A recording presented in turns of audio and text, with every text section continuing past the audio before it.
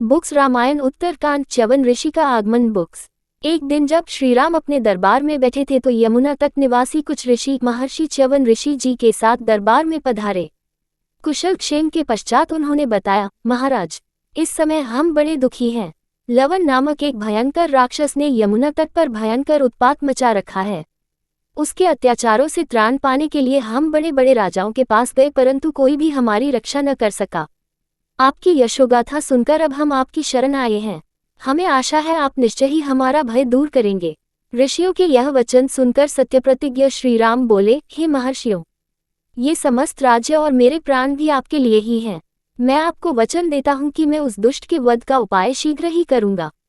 आप मुझे उसके विषय में विस्तार से बताएं। च्यवन ऋषि बोले, हे राजन, सतयुग में लीला नामक दैत्य का पुत्र मधु बड़ा शक्तिशाली और बुद्धिमान राक्षस था। उसने भगवान शंकर की तपस्या करके उनसे अपने तथा अपने वंश के लिए एक ऐसा शूल प्राप्त किए था जो शत्रु का विनाश करके वापस उसके पास आ जाता था। उन्होंने ये भी वर दिया कि जिसके हाथ में जब तक ये शूल रहेगा तब तक वह अवध्य रहेगा।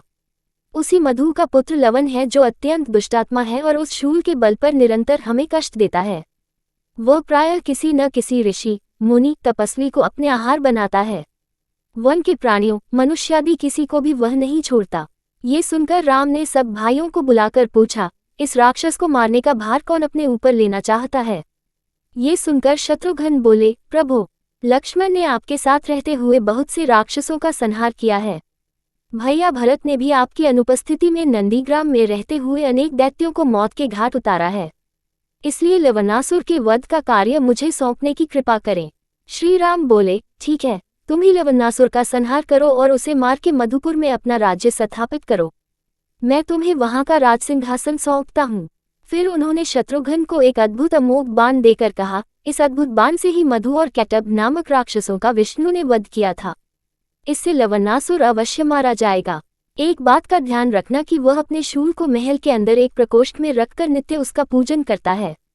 जब वह तुम्हें अपने महल के बाहर दिखाई दे तभी तुम उसे युद्ध के लिए ललकारना। अभिमान के कारण वह तुमसे युद्ध करने लगेगा और शूल के लिए महल के अंदर जाना भूल जाएगा। इस प्रकार वह रणभूमि में तुम्हारे हाथ से मारा जाएगा। बड़े भाई की आज्ञा पाकर शत्रुघ्न ने विशाल सेना लेकर श्रीराम द्वारा दिए गए निर्देशों के अनुसार लवणासुर को मारने की योजना बनाई। उन्होंने सेना को ऋषियों के साथ आगे भेज दिया।